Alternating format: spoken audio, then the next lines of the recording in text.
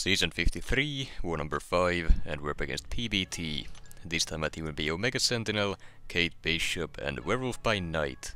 I will be taking Path 5 in Section 1, Path 1 in Section 2, and then a Storm Pyramid as well as a Gorr mini-boss, and that will be it for this war.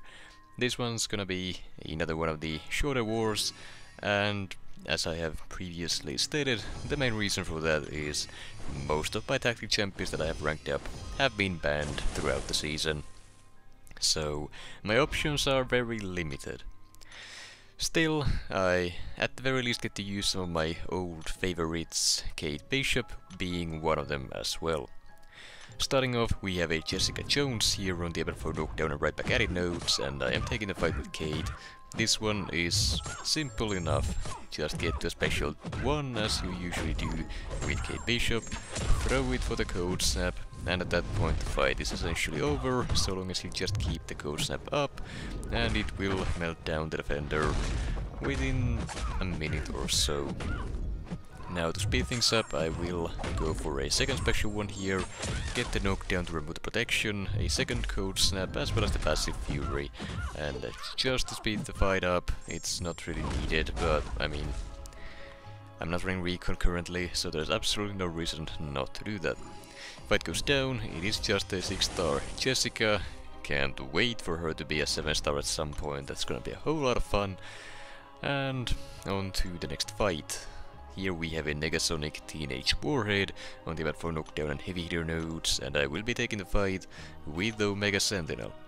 I went ahead and put on the recoil masteries for this one, as I usually do for Omega Sentinel, because she does not really get hurt by them all too much. The attack increase is amazing, she takes no damage from the bleed or the poison, and well, all that's really left is to just worry about the recoil damage, and that's about it.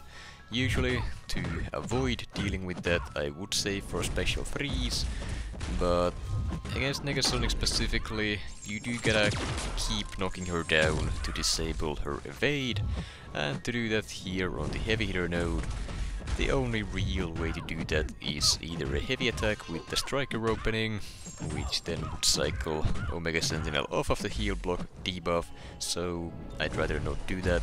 So all that's really left is a special. Normally you would just bait her heavy attack and punish it with your heavy for the knockdown, but due to the heavy hitter node, that's not exactly possible here unless you have a counter for unstoppable. Regardless, the fight was quite simple. I did make a slight error around the start of the fight when I couldn't put the evade back on cooldown fast enough, and she had the opportunity to evade and counter a few of my basic attacks, but luckily she didn't do that, so the only damage I ended up taking was from the recoil, as well as a few blocked hits, I guess. Then we have a Kindred on the Never Back Down node, and I'm taking this fight with Kate Bishop. I still have the advanced power boost active from the previous fight, so getting the initial code snap is quick enough. And at this point, all I gotta do is just play Kindred's abilities properly by punishing his or their special 1 to pause the infestation, charge gain, and then let the code snap do the work. Now, I do make a slight mistake here in a second. Instead of waiting for the root to trigger, I threw my special 2 a little bit too early, so instead of disabling the cheat death mechanic, the root triggered after my special, and then I had to wait it out before finishing out the fight. Luckily this Kindred was low sig, and even then I did have my striker to keep the opponent further away from me, but that was still a mistake on my part. Oh, and just to note here, you see me move 2 spots here with a single energy, and I have no idea why that happens. It's a bug that has been around since the last update, I believe, and sometimes you can just move without energy in both Alliance War and Alliance Quest. I'm not complaining, but since it was interesting enough that it happened there, I decided to not cut out the long load time on the actual moving to the next node. Now here we have a Sinister, a 7-star 1 at that, on the buffet over time and arc overload nodes, and I am taking the fight with Omega Sentinel. Her being immune to Nullify, means that the buffet node will not be an issue, and then the heal block pre-fight, of course, to start the fight off with, get a double medium in, get the heal block up, and that deals with all the regeneration as well as the defense tactic. All that's really left is just Sinister's base kit, I would say, but even that is mostly shut down by Omega Sentinel's abilities and the fact that she is a robot. Concussion on Sinister Special 2 will not apply, since Omega Sentinel is immune to AAR against mutants. Special 1 will not transfer any debuffs into degenerations, but it will still remove any of the plasmas, so I pushed him to his Special 2 to avoid losing out on the damage that I gained from using my Special 3. Overall, Omega Sentinel is one of the better options for Sinister in general, and especially with these tactics, she is probably among the best options, I would say. And then we have a Storm Pyramid X on the Power Snack and 1 Too Many Hits miniboss node, and I am taking this fight with Omega Sentinel as well. Taken this node a few times already this season and the last season. Game plan here is the same as usual, with Omega Sentinel that is. Just get the heal block up early, keep it up throughout the fight, save up the Special 3, and then do that for damage. Now, against Storm Pyramid X here, and also considering this is the last Omega Sentinel fight of the war, I wouldn't really need to worry about the recoil damage at all, so I could just ignore that and go for Special 2s here. It would be faster, but using the Special 3s is just a safe and easy way to use Omega Sentinel, so that is usually what I tend to go for. So here I went for a parry and a heavy attack.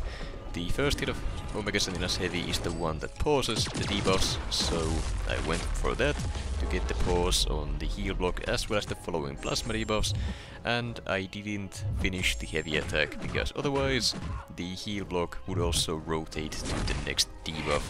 So you can use that to your advantage when using specials or strikers to get the pause up without needing to cycle your debuffs. Fight goes down. This one was probably the better storm fights, or I guess any miniboss fights there on that specific node I have had, since I didn't end up taking the power sting damage with my Special 3. And then we have the final fight of the war, a Gorr on the Burden of Might and High Energy Diet miniboss node here, and I will be taking the fight with Werewolf by Night. Now, I made the decision to not remove my recoil masteries for this, and the idea was to just use the damage increase from the recoil masteries and hopefully nuke the fight with just a single Special 2. If I need to start hitting the opponent directly at any point, I will have to deal with the Burden of Might, power draining me due to dexterity, so essentially the plan is to utilize the Howls to get the Special 2 while only hitting the opponent's block, as to not trigger dexterity buffs here, or I guess consume them. Now, overall this is a valid strat for the fight, this was the whole idea going in, but overall I wouldn't really consider Wolf I wouldn't consider him one of the top options for this specific miniboss node in general. However, he can deal with plenty of opponents here, kinda how Valkyrie does with a ton of fights, or at least used to, until she got completely shafted by the AI changes, and yeah, I'm still a bit salty about that. Regardless, the fight goes down with that single Special 2, did take some damage, but as it is the last fight of the war, it doesn't matter, no deaths from me this time around. As for the results, we did end up winning the war 18-7, and yeah, 7's not great. We lucked out that our opponents didn't have a great war, and this would not land a winning result against basically any of the higher tier alliances, at least usually.